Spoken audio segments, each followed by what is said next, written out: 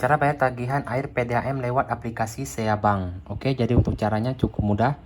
Nah, di sini tampilan awal Seabank seperti ini. Kawan-kawan tekan di bagian sini lihat semua. Oke, kemudian kawan-kawan cari yang tulisan PDAM. Nah, ada di bagian sini PDAM, kita tekan. Kemudian di sini kawan-kawan masukkan nama kota tempat teman-teman itu ya.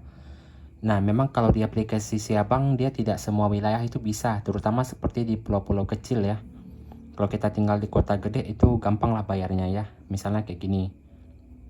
Nah, tinggal kita masukkan ID pelanggan, maka kita bisa langsung mengecek atau membayarnya secara langsung.